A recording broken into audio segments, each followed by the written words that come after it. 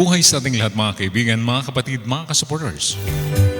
Muli nandito naman po tayo ngayon sa ating palatuntunan na aking pinamagatang Ating Balikan ang Nakaraan, na kung saan dito po ninyo mapapakinggan ang iba't ibang kwento ng buhay ng ating mga kaibigan. Pero bago po natin ito umpisahan, nais ko po munang batiin ang ating Team Kapuso, na nandyan ang ating founder, Ma'am Jane. At nandyan naman si Ma'am Christy L. Forte, kapatid Sam TV, kapatid Miss Thor TV, kapatid Irene, Ma'am Nelia, kapatid Arnel Plaza. At syempre, sa lahat ng mga Team Kapuso na laging sumusuporta dito sa ating programa. At syempre, nandiyan naman ang aking kasamahan dito sa bahay na isang vlogger din. Pinoy Firearms Instructor by Elmer Pilorin. At syempre, nandiyan naman si kapatid na ROC, Out of the Box, Sir Erwin Panganiban, Ate Josie Tixon, at sa lahat ng mga team na pumupunta rito at bumibisita para tayo ay suportahan. Lalong-lalo na ang aking team, DVDG Family.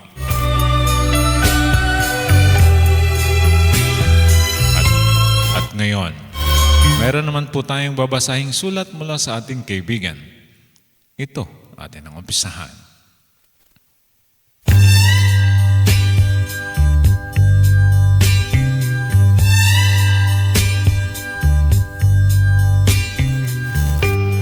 Dear Kuya Kalbo, tawagin mo na lamang ako sa pangalang Dexter. Kuya, isa rin po ako sa mga sumusuporta dito sa iyong palatuntunan. Naway magustuhan ng iyong tagapakinig at supporters ang aking kwento ng buhay.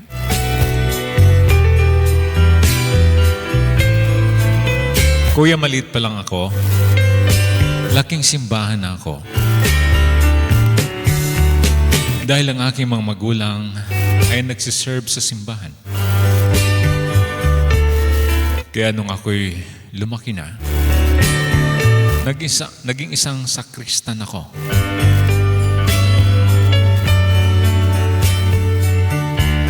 At hanggat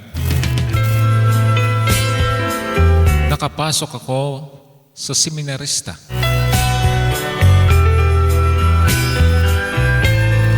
naging isang seminarista ako, kuya.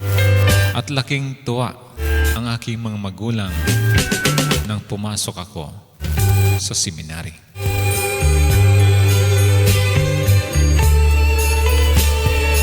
Pero isang taon lang ako doon, kuya. Lumabas ako. Siguro, hindi talaga calling para sa akin ang maging isang pare.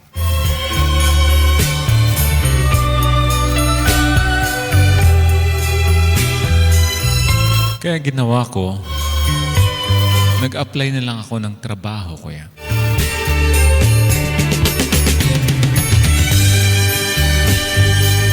At hanggat sa nakahanap ako ng magandang trabaho,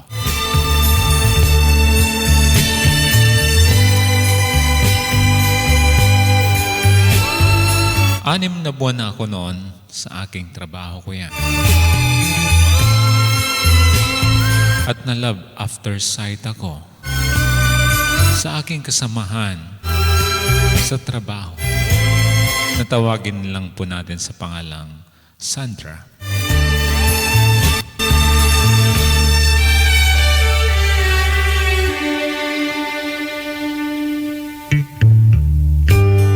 Hindi ako nagpahalata kay Sandra, kuya, na may gusto ako sa kanya.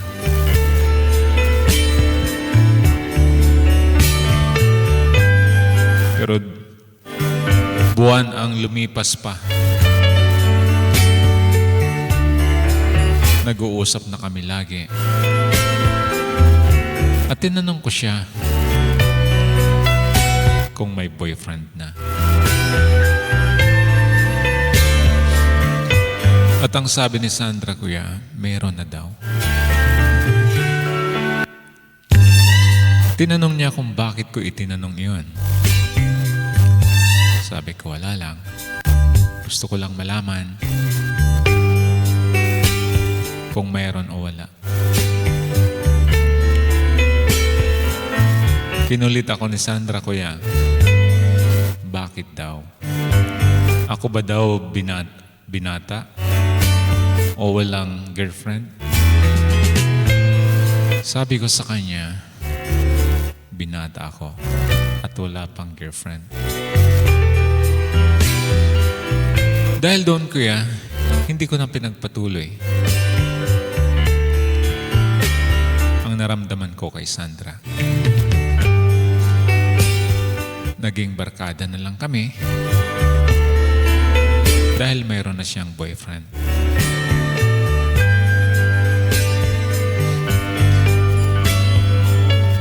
Pero sabi ni Sandra sa akin, mayroon daw siyang isang kaibigan. Tawagin na lang natin sa pangalang Irene.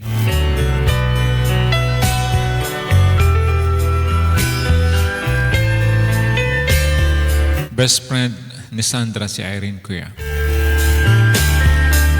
Kaya pinakilala niya ako doon. At yun, kuya.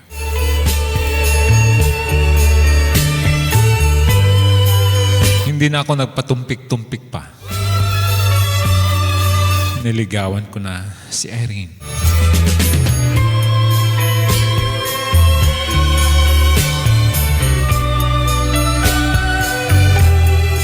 Pagkatapos ng 3 buwan na aking panliligaw sa kanya, sinagot din ako ni Irene, kuya. Tuwang-tuwa ako noon. Dahil mayroon akong inspirasyon sa aking buhay. Maging si Irene naman, kuya, ay masaya sa akin.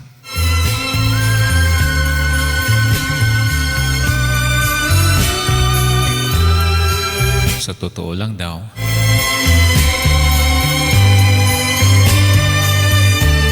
nagmahal na siya ng isang lalaki. Pero nasaktan siya dahil ang kanyang dating boyfriend ay nagkaroon ng ibang girlfriend. Kaya daw umabot ng 3 buwan ang panliligaw ko sa kanya.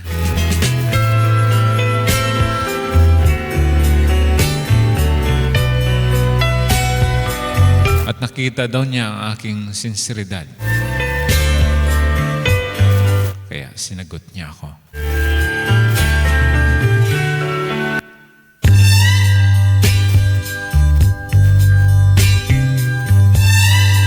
Masaya kami ni Irene, kuya. Sa totoo lang, lagi kaming nagdi-date.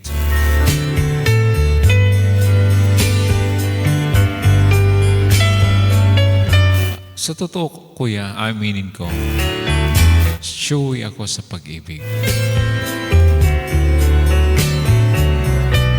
Talagang pinaparamdam ko kay Irene ang aking pagmamahal sa kanya. Kahit nga kami naglalakad, kung hindi ako nakaakbay sa kanya, hawak ko ang kanyang mga kamay.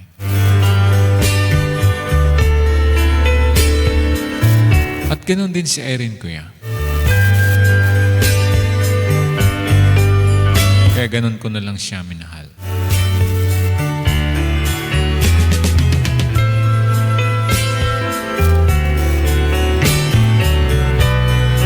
At minsan, sabay kaming mag-date nila Sandra at ng kanyang boyfriend.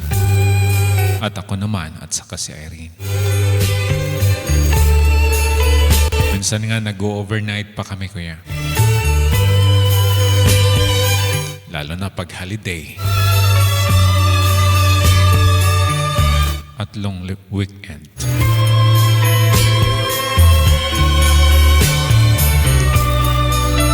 Kaya nagka-close kami ng boyfriend ni Sandra, kuya.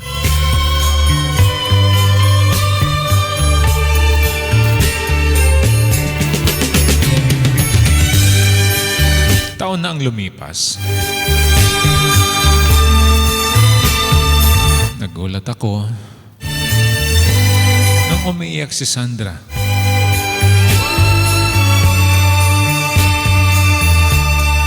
Kaya tinanong ko siya kung anong nangyari sa kanya. Sabi niya,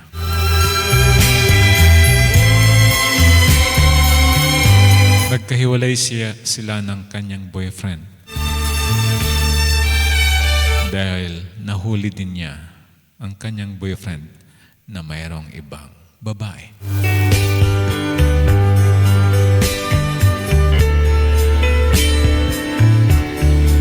Awang-awa ko kay Sandra, kuya.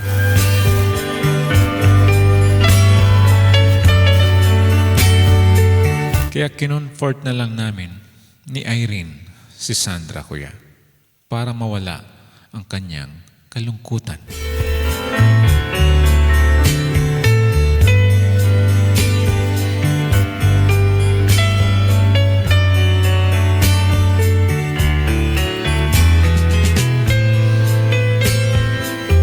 Hanggat sa nakarecover si Sandra, kuya.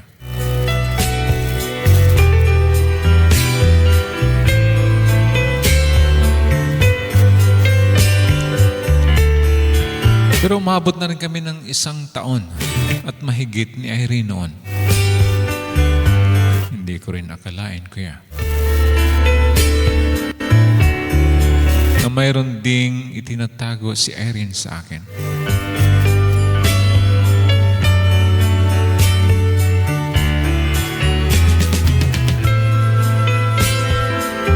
Dahil may binunyag sa akin si Sandra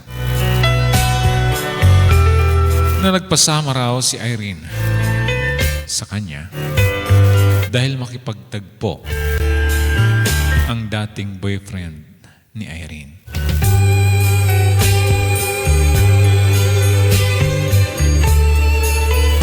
Kaya sinamahan daw niya ito.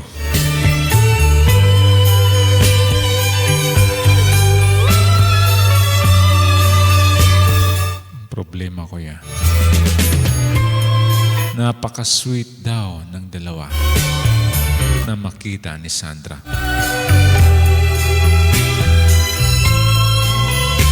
At ang matindi pa nito, pinauna na lang daw umuwi si Sandra at naiwan si Irene at ang kanyang boyfriend.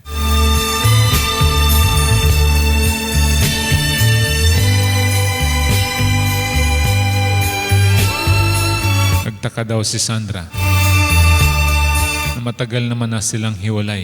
Pero bakit nakikita pa rin niya ang sweet daw ni Irene sa dati niyang boyfriend?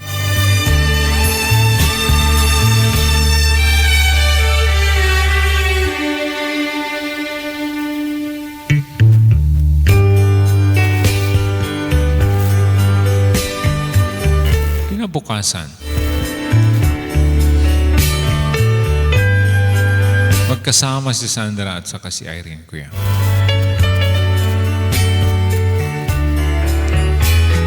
Pero nagtaka ako kung bakit ganun na lang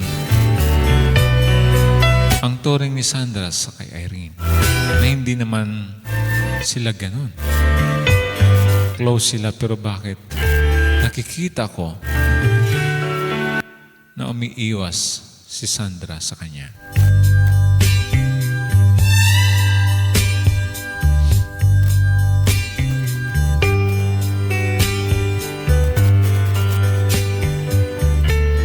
Isang araw, nagpaalam si Irene sa akin na may pupuntahan daw siya.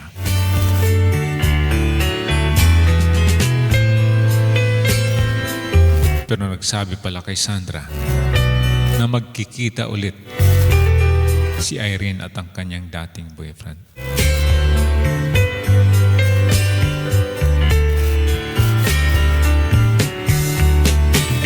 At dahil doon,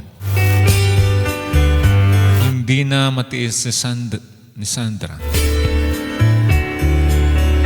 na ilihim sa akin ang lahat.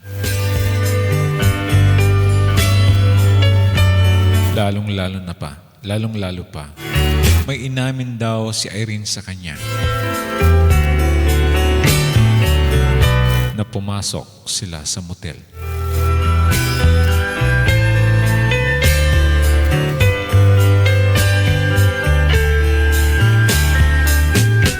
Kaya kinausap ako ni Sandra, kuya. At doon, inamin niya sa akin ang ginawang lihim ni Irene sa akin.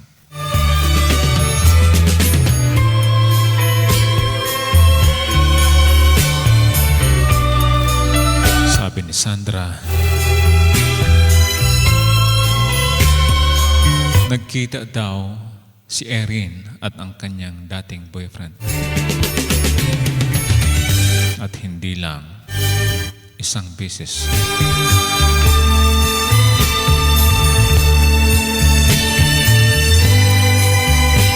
Ayaw daw niya sanang aminin sa akin.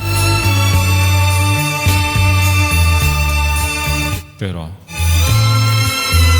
naaawa daw siya sa akin.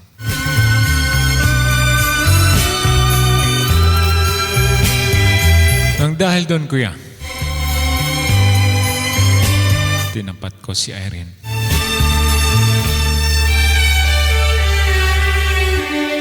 Kinausap ko siya ng kamilang dalawa. At dahil doon, hindi na rin niya naitanggi ang sinabi ko, ang sinabi ni Sandra sa akin lahat ng ginawa niya. Kaya inamin ni Irene sa akin. Pero nagalit siya kay Sandra.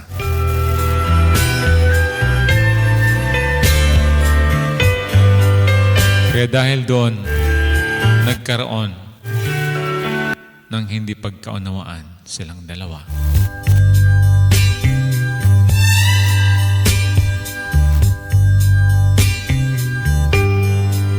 At naghiwalay kami ni Irene, kuya.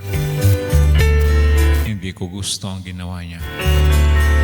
Sa lahat ng ginawa ko sa kanya, naging tapat naman ako. Pero,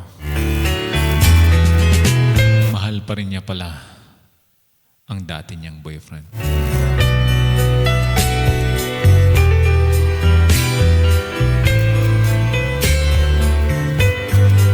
Nang dahil doon, kuya,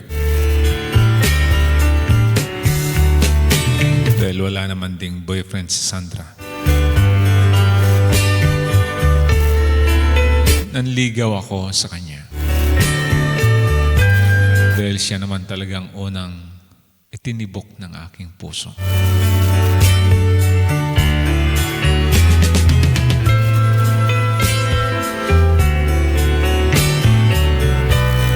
Hindi na ako nagpaligoy-ligoy pa. Tinawagan ko si Sandra at sinabi ko ang lahat. Nahiwalay na kami ni Irene. At doon ipinagtapat ko ang totoo kong naramdaman kay Sandra.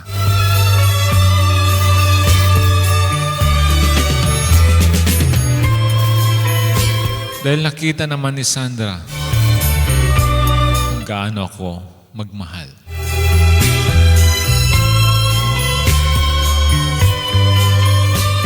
Sinagot ako ni Sandra, kuya.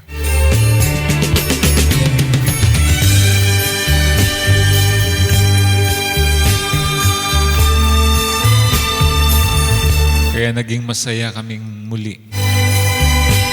Pareho man sugatan ng aming mga puso.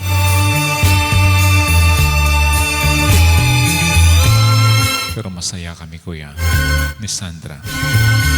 At nalaman na rin ni Irene ang relasyon namin dalawa ni Sandra.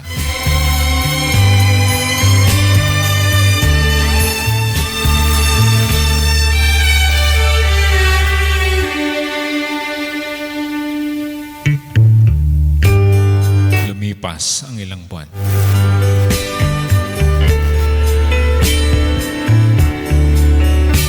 May inamin si Irene sa akin na siya daw ay nagdadalang tao. Kaya nabigla ako, Kuya, kung bakit sinabi ni Irene sa akin niyon. Lalo na nung sinabi ni Irene na ako daw ang tatay.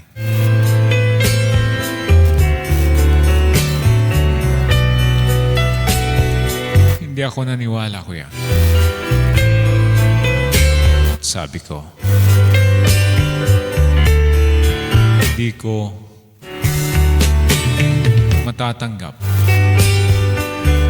na kung ako nga ang tatay niyan.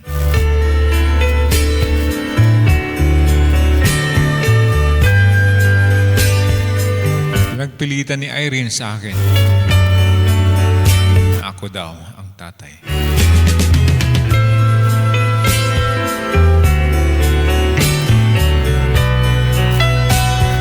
Para matapos, ang sabi ko na lang sa kanya na kung maipanganak niya ang bata, pa-DNA test namin. Para makasiguro. At sinabi ko kay Sandra lahat.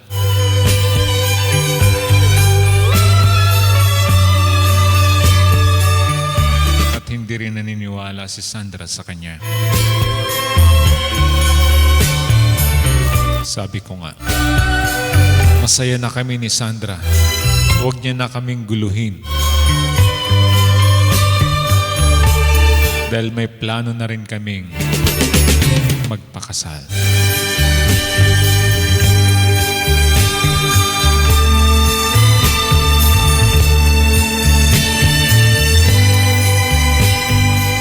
Kuya, yun ang aking hinintay.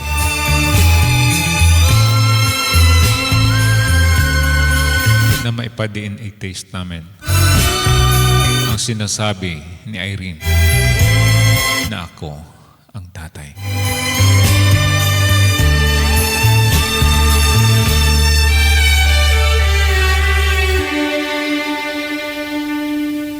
Pero nakapag-propose na ako kay Sandra na magpapakasal kami.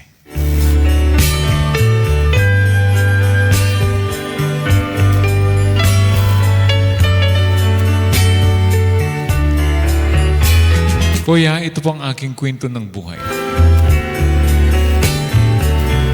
Sa ngayon, naghihintay na maipanganak ang bata.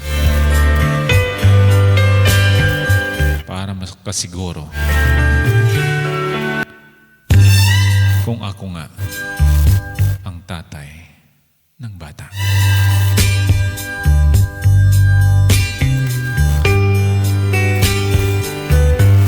Pero kung sakali man na kung ako ang tatay,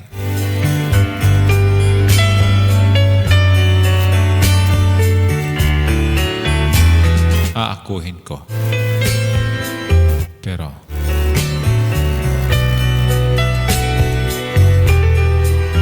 si Sandra ang pakakasalan ko.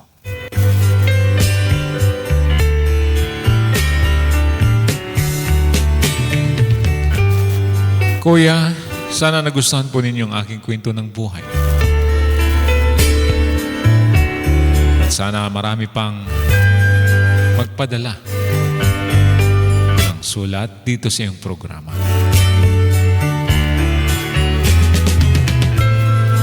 Hanggang dito na lamang po ako. Lubos na gumagalang. Dexter.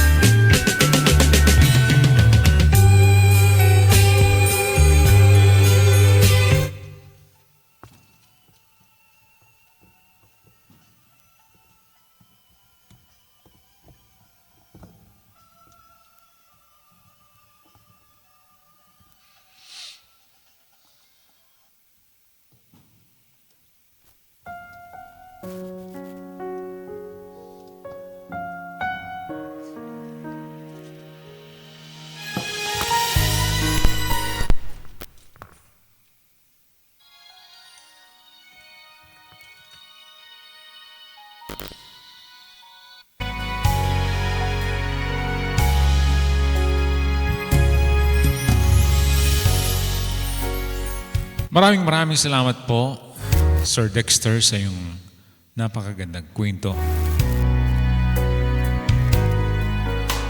Kwento na masasabi nating may kaguluhan. Pero ang masasabi ko lang, kung ano ang desisyon mo, ikaw ang masusunod. Kung ano ang sinasabi ng puso mo, gawin mo para maging masaya ka.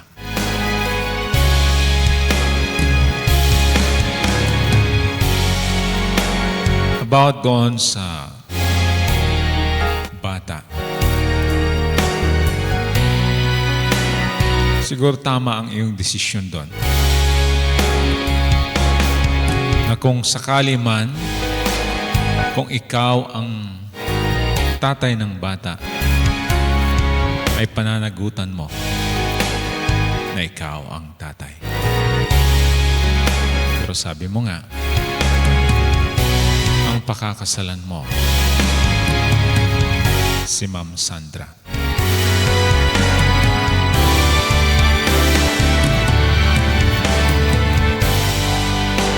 At alam naman din ni Ma'am Sandra ang sitwasyon ninyo, ni Ma'am Irene.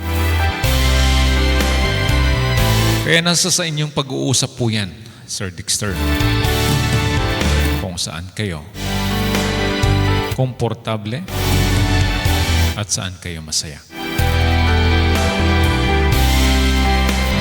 Mga kaibigan, ano po ang masasabi po ninyo sa kwento ni Sir Dexter? Mag-comment. At syempre, i-share na yan. Malay po natin, isa sa mga kaibigan po ninyo ay magpapadala ng sulat dito sa ating programa. Maraming salamat po sa inyong suporta, Team Kapuso, at sa lahat ng mga team na pumupunta rito. Maraming salamat. Sa mga hindi pa nakasubscribe sa aking channel, nawin niyo po akong isubscribe at mag-comment. At syempre, i-share na yan. Muli, ito nga po pala si Jun Sahibert ang nagsasabing, God bless us all.